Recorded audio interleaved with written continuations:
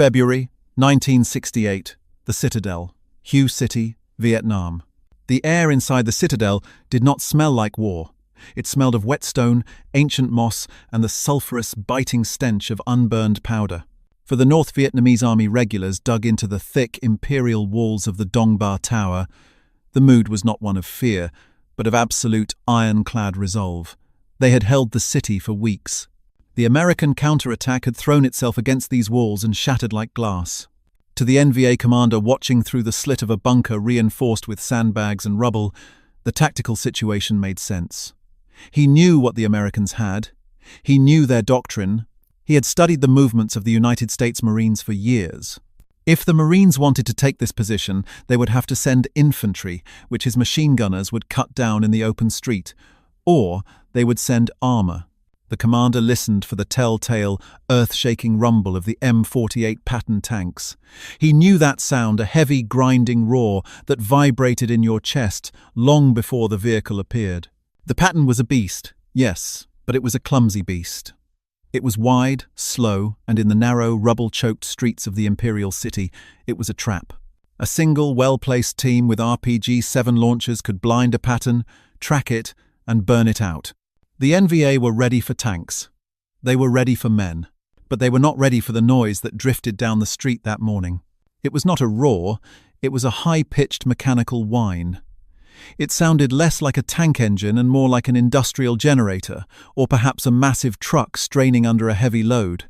It was distinct, sharp, and entirely wrong for a battlefield dominated by heavy diesel armor. The commander signaled his RPG teams to hold fire, curiosity warred with discipline. Through the dust and the grey smoke of the morning, a silhouette emerged around the corner of a shattered French colonial villa. It was small. That was the first thought that raced through the minds of the men in the bunker. In a war defined by massive firepower B-52 bombers, Phantom jets, 50-ton tanks, this thing looked absurdly fragile. It was barely taller than a man. It didn't have a turret. It looked like a squat, ugly pyramid of steel, clattering forward on tracks that seemed too narrow for the mud. The NVA soldiers hesitated. Was this a scout? A supply carrier? It looked like an insect, an odd mechanical beetle scuttling through the wreckage. It seemed to lack any significant armor. A heavy machine gun could likely punch right through its plating. The commander raised his binoculars. He tried to identify the main gun, but where a tank should have a single long barrel, this machine had clutter. It looked like a chaotic bundle of pipes strapped to the sides of the pyramid. To the disciplined eyes of the North Vietnamese officers, it looked like a desperate improvisation. A joke. It had 6 tubes. 6 dark, hollow eyes staring back at them, arranged in a cluster that made no sense. No vehicle could carry the recoil of 6 cannons. It was physically impossible. The suspension would snap.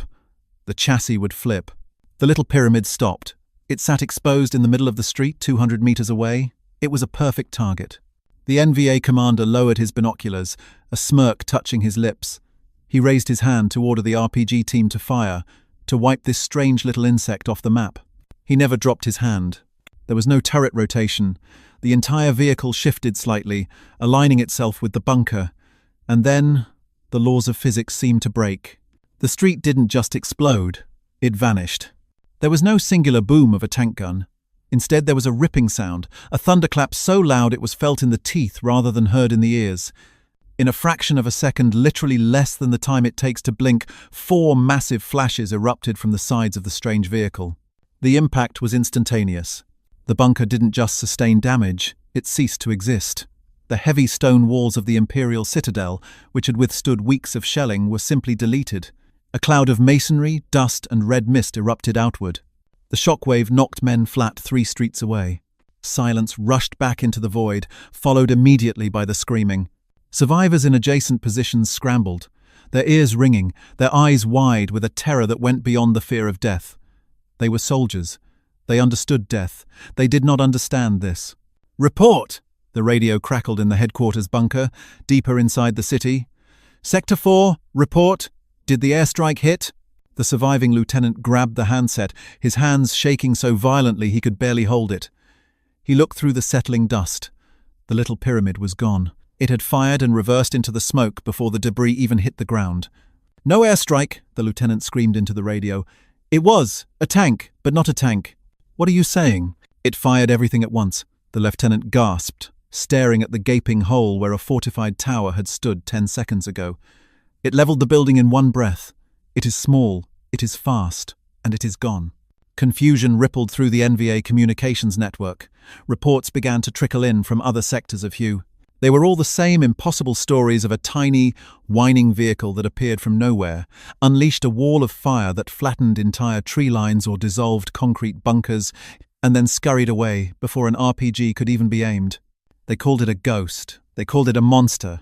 In the intelligence briefings back in Hanoi, analysts stared at grainy photos taken by spies. They saw the 6 tubes. They saw the light armor.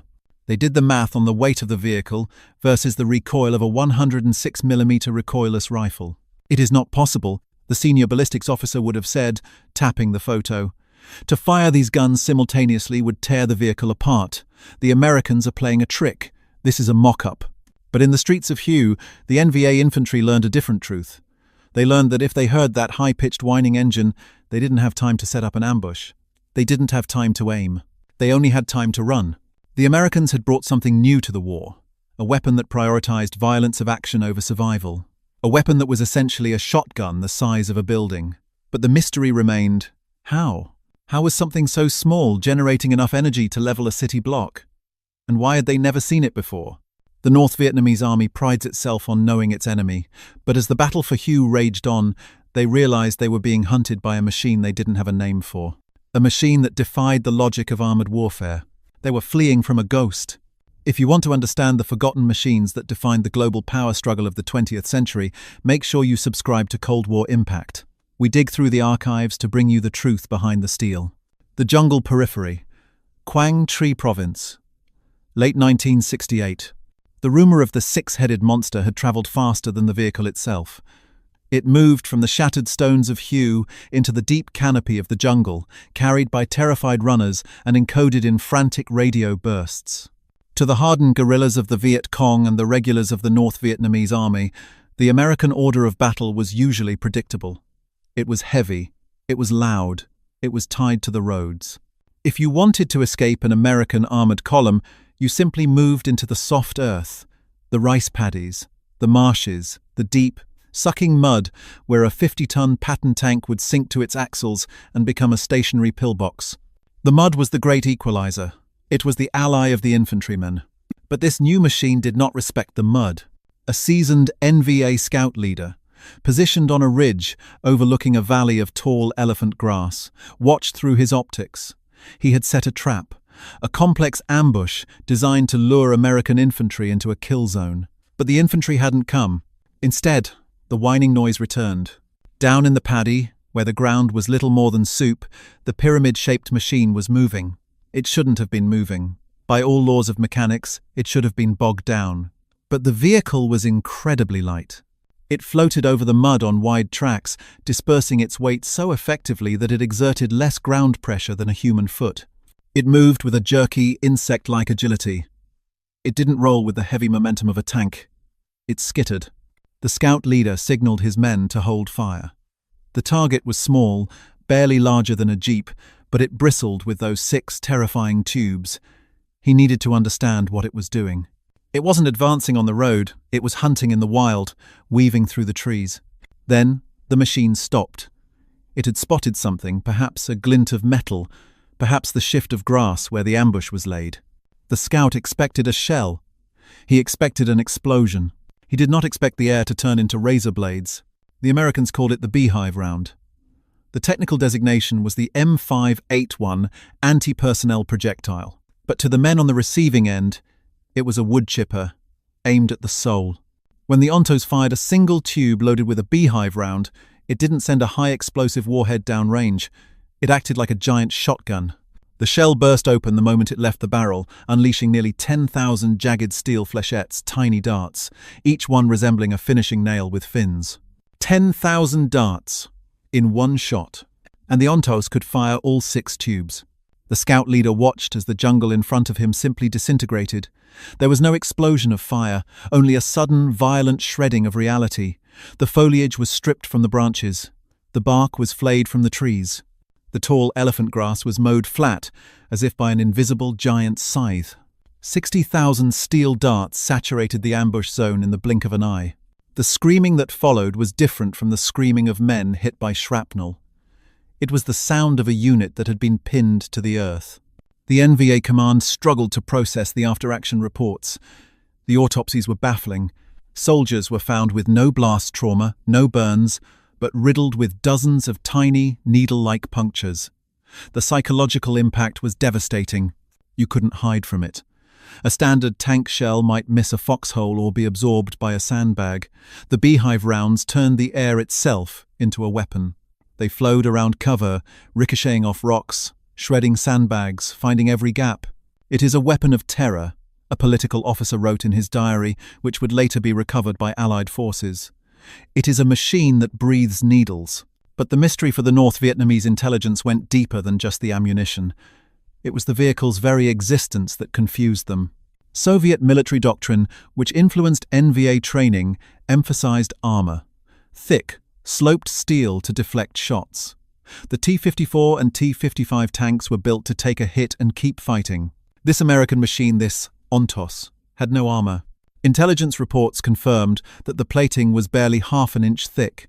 A heavy machine gun could penetrate the sides. A lucky grenade could disable the tracks. It was, structurally speaking, a suicide box. It carried 18 rounds of massive 106mm ammunition inside a hull that was essentially made of tinfoil. If you hit it, it should explode like a supernova. So why couldn't they kill them? The answer lay in the terrifying paradox of the machine's design. It was too small to hit and too dangerous to ignore. In the dense foliage, the Ontos was invisible until it fired. Its low profile meant it could hide behind a fallen log or a slight rise in the ground that wouldn't conceal a jeep. It would pop up, unleash a devastating volley that suppressed every enemy gun within 500 meters, and then vanish before the smoke cleared. It was fighting like a guerrilla. It was an American machine that had stolen the Viet Cong's playbook: hit, run, disappear. However, the NVA observers began to notice a pattern, a flaw. The scout leader, surviving another encounter, watched from a distance as an Ontos expended its ammunition. The 6 tubes smoked, empty. The violence ceased. Then, something strange happened. The machine didn't drive away immediately. It retreated to a safe distance, behind a berm. The rear door swung open. A man climbed out. He was exposed, vulnerable. He had to physically climb up the side of the vehicle, reaching for the heavy ammunition stored in the rear rack. He had to manually unlock each of the 6 massive barrels, pull out the smoking brass casing, and load a new 50-pound shell into each tube. It was an archaic, clumsy dance. The loader was out in the open, sweating, struggling with the weight of the shells. The scout realized the truth. This was not a sophisticated automated weapon.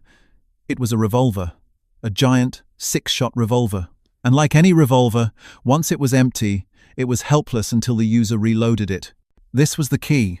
This was the Achilles heel. The order went out to the RPG teams: do not fire when it is looking at you. Wait for the thunder to stop. Wait for the man to climb out. The NVA began to hunt the Ontos not as a tank, but as a beast that needed to breathe. They learned to count the shots. 1, 2, 3. But the Americans were cunning. They rarely sent the Ontos out alone. They worked in pairs. One would fire while the other watched. Or, terrifyingly, they would refrain from firing all 6 at once. They would ripple fire. Bang. Wait. Bang. Wait. The NVA soldiers lay in the mud, counting, sweating, never knowing if the chamber was truly empty. Was the monster sleeping? Or was it waiting for someone to raise their head so it could unleash the last barrel? The suspense on the battlefield became a psychological game of Russian roulette, played with 106mm cannons. And while the soldiers on the ground feared the beehive, the strategists in Hanoi were asking a bigger question. Who built this? It didn't look like a standard army project. It looked like a rejected prototype that had been sent to war by mistake.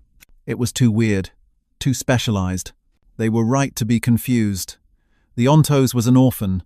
It was a machine that the US Army had hated, a machine that had been rejected by almost everyone. It shouldn't have been in Vietnam at all. So how did this rejected, thin-skinned, 6-gunned oddity end up becoming the most feared street fighter in Southeast Asia? The answer lay in a desperate decision made years prior, a decision that accidentally created the perfect weapon for a war no one expected. January 1968.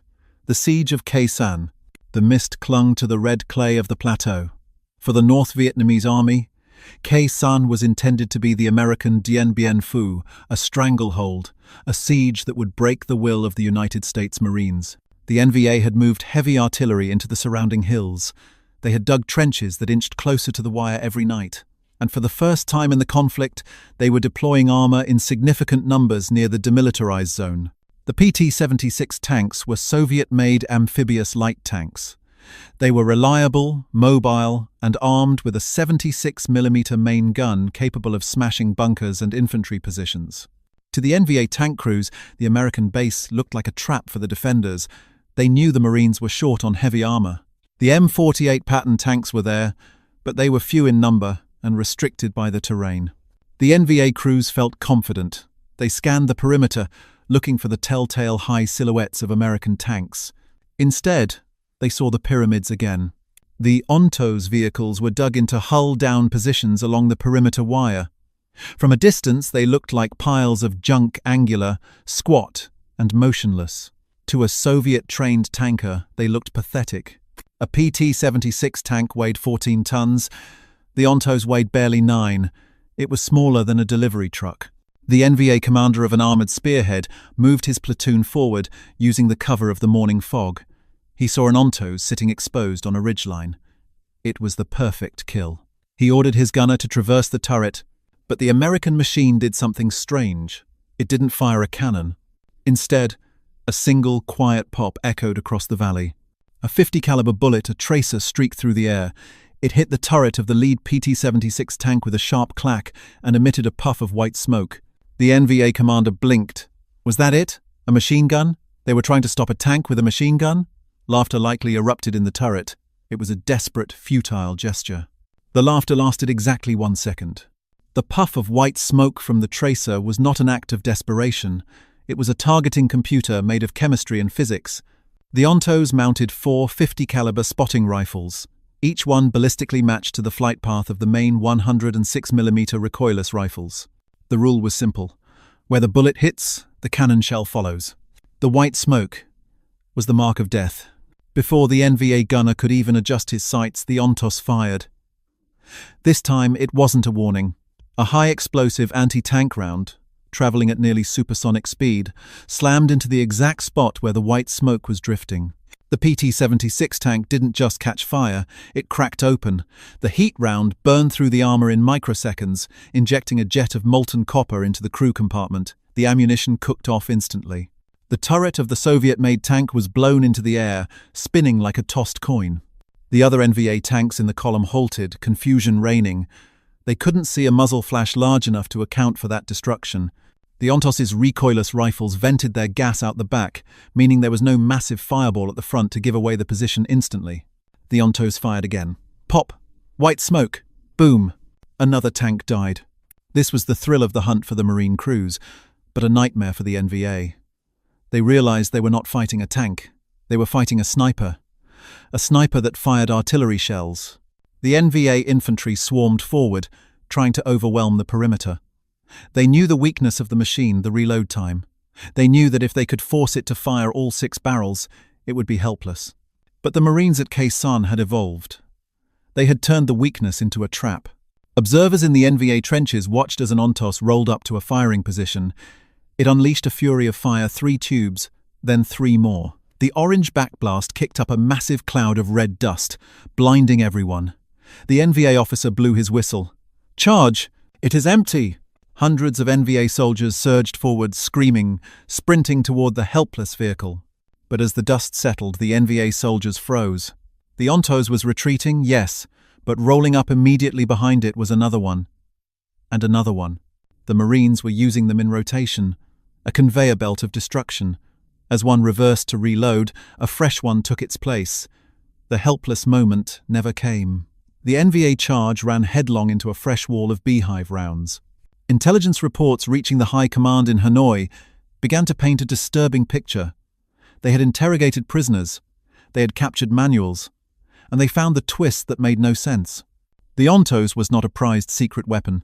The prisoners revealed that the US Army had hated it. They had called it useless. They had tried to scrap it years ago. The Marines were using it only because they had nothing else. This revelation was more terrifying than if it had been a super weapon. If this was American junk, if this was the weapon they threw away, then why was it winning? The NVA strategists realized they were facing a unique anomaly. The Ontos was a mistake that had found its perfect calling. It was a tank destroyer designed for a nuclear war in Europe that never happened, now being used as a shotgun in a knife fight in Asia. But the ultimate shock was yet to come. As the war dragged on, the NVA began to recover pieces of destroyed Ontos vehicles. They stripped them down. They looked at the engine. They looked at the armor. And they found the label. The engine wasn't a military engine. It was a truck engine. The transmission was from a civilian General Motors vehicle. The tracks were basically rubber bands reinforced with steel. The realization hit them. They were losing their best tanks, their fortified bunkers, and their elite infantry battalions to a farm tractor made of sheet metal. The arrogance of the design was infuriating. It shouldn't work. It violated every principle of armored warfare. You do not put big guns on a chassis that can be killed by a heavy rock. But as the dust settled over Kaisan, the NVA commanders looked at the wreckage of their PT-76 tanks and the cratered ruins of their bunkers. They had to accept a hard truth. The laws of physics didn't care about military doctrine. 6 massive guns were 6 massive guns, and the Americans were about to push this absurdity to its absolute limit.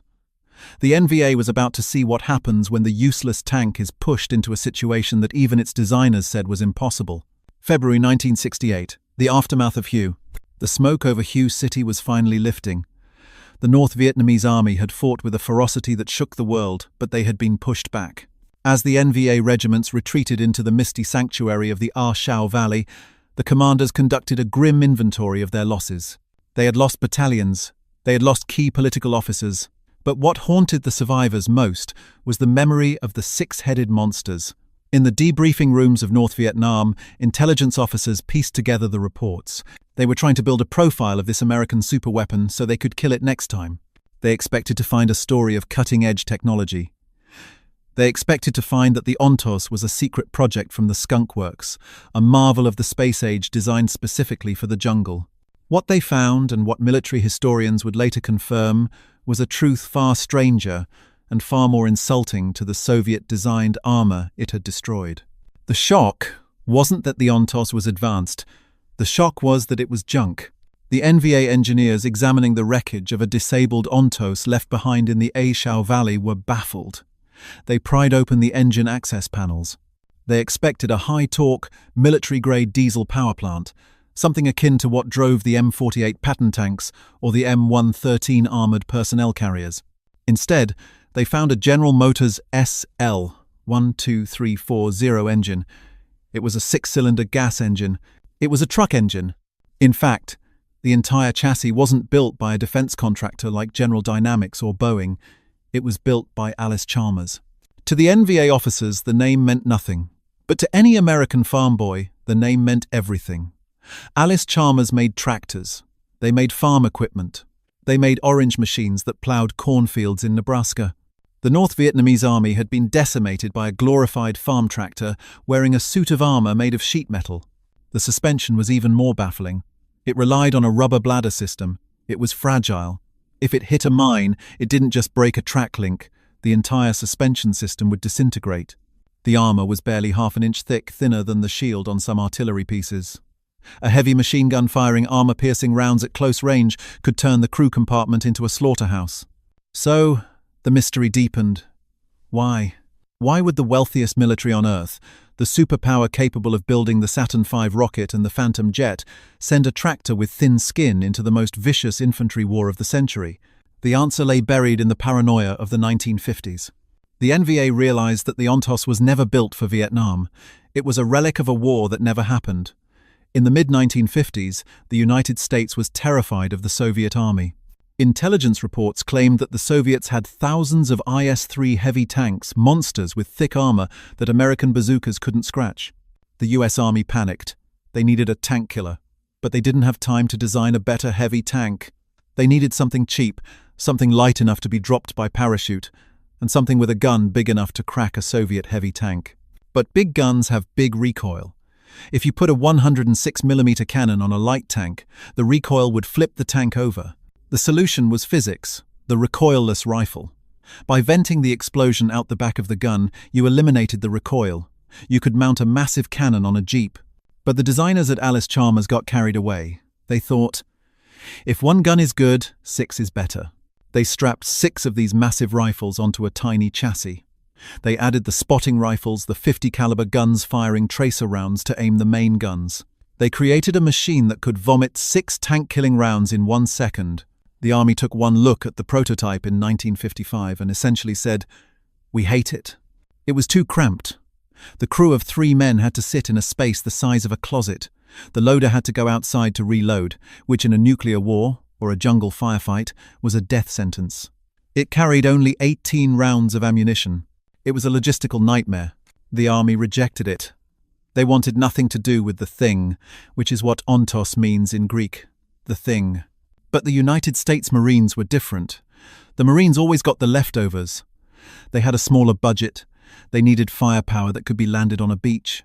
So, when the army threw the ontos in the trash, the Marines picked it up. They bought nearly 300 of them, and for a decade the machines sat in motor pools gathering dust, looked down upon as ugly, useless oddities. Then came Vietnam, and this is where the irony reaches its climax. The very flaws that made the army hate the ontos made it the perfect predator for the jungle. The army hated it because it was light. But in the soft soil of Vietnam's rice paddies during the monsoon season, the 60-ton tanks sank. The 9-ton ontos floated. The army hated it because it had short range. But in the jungle, you couldn't see more than 200 meters anyway. The battles were face-to-face knife fights. At that range, you didn't need a high-velocity gun. You needed a shotgun. And the ontos was the biggest shotgun in the world. The NVA never understood why the Americans used it, because they assumed it was part of a grand strategy. They didn't realize it was an accident. The ontos was just there. And the crews, the young Marines who operated them, forged a bond with these machines that defied logic. They stripped off the doors to let the air in. They piled sandbags on the floor to stop mines. They treated the ontos like a hot rod. In the final years of the war, the NVA developed a specific fear of the whine. That high-pitched Allis-Chalmers engine noise became the soundtrack of their nightmares. When they heard it, they knew that cover was useless. A bunker could stop a bullet. It could stop a mortar. But it could not stop 6 106mm high-explosive plastic rounds impacting simultaneously. The physics of that impact created a shockwave that liquefied organs without even needing to penetrate the walls. But the final twist in the mystery of the ontos is not how it fought, but how it vanished. By 1969, the NVA began to notice something. The sightings became rarer. The 6-headed monsters were disappearing from the battlefield. Had the NVA finally defeated them? Had their RPG teams hunted them to extinction? No. The ontos was killed by its own creators. The machines were wearing out. They had been driven hard through jungles and cities for years. The tracks were snapping. The engines were dying. And back in the United States, the assembly lines at Allis-Chalmers had long since stopped making parts. The US military command looked at the ontos. It was still effective. The Marines loved it. But the logistics were a headache. It required special parts. It required special ammo. So, the order came down. Scrap them! In a move that baffled the Marines and relieved the North Vietnamese, the US military began to destroy its own superweapons. They didn't ship them home to museums. They didn't put them in storage. They bulldozed them. Marines watched with tears in their eyes as engineers used blowtorches to cut the barrels off their faithful beasts. They watched as heavy bulldozers crushed the hulls of the machines that had saved their lives in Hue and Khe Sanh. The remnants were sold for scrap metal or left to rust in the rain. By 1970, the ontos was effectively extinct. The North Vietnamese army retook the territory. They walked past the rusting, crushed skeletons of the things. They touched the cold steel of the 6 barrels lying in the mud. They had spent years terrified of a weapon that was considered a failure by the nation that built it. The mystery of the ontos is the mystery of the Vietnam War itself. It was a conflict where massive technology often failed and strange, improvised brutality succeeded. The ontos was a mistake. It was a farm tractor with an anger problem. It was a suicide box for its crew. It was a logistical nightmare. And yet, Ask any NVA survivor of the Battle of Hue about the tank with 6 guns. Watch their eyes widen. They won't talk about the M48 Patton. They won't talk about the Phantom jets. They will talk about the little pyramid that whined like a dying insect and hit like the hammer of God. It remains one of the only vehicles in history to be so lethally effective that the enemy feared it more than the heavy tanks, only to be thrown in the trash by its own generals. The NVA fled from the Ontos not because it was a superior tank, but because it was a monster that didn't play by the rules of war. It didn't duel, it erased. And then, like a true ghost story, once the smoke cleared, it was gone, leaving nothing behind but the legend of the 6 eyes staring out of the jungle